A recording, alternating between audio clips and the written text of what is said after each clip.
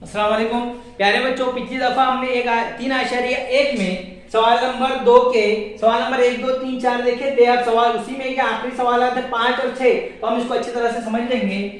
सवाल है कि a बराबर 6 और d बराबर -3 है, तो इस तरह से हो जाएगा t1 बराबर a बराबर 6 और t2 बराबर t1 यानी t1 जमा d, t1 यानी कि 6 जमा d यानी कि -3।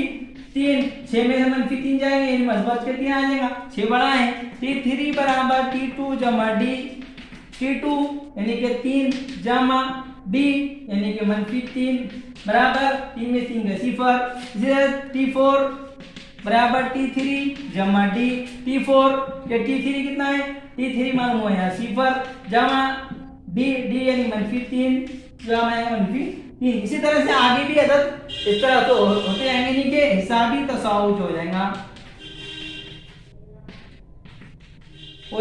3, 0, -3। तो इस तरह से आगे भी होते जाएंगे, आगे -6, -9, -12 इस तरह से बढ़ते हैं। ये सवाल नंबर 5। अब सवाल नंबर 6 देखेंगे।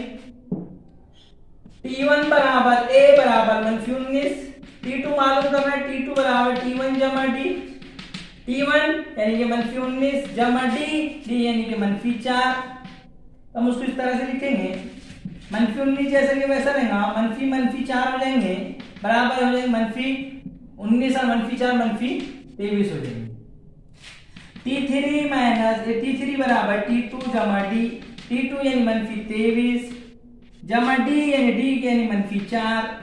ये -23 -4 बराबर हो जाएंगे, ये -27 हो जाएंगे। फिर t4 बराबर आगे क्या तो आप मालूम कर सकते हैं इसी तरह ये तरीके से। t4 यहाँ t4 -27, ये t4 t3 जमा d, t3 -27 जमा d -4, -27 -4 यानी -31। तो हिसाबी तसाउद हो जाएगा,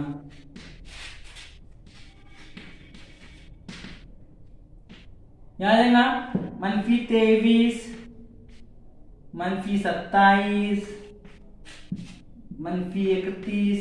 तो इस तरह आगे भी अदद बढ़े हैं। तो प्यारे बच्चों, उम्मीद है आप समझ गए होंगे। घर पर जितनी हो सके इसकी मशक कीजिए, और आपका एग्जाम बहुत नजदीक है, 3 से 4 महीने आपके एग्जाम के बाकी है, 3 महीने बाकी है। जितनी हो सके उतनी ज्यादा से ज्यादा मशक कीजिए, और वीडियो अच्छे लगे तो लाइक कीजिए, सब्सक्राइब कीजिए और शेयर कीजिए। खुदा हाफिज।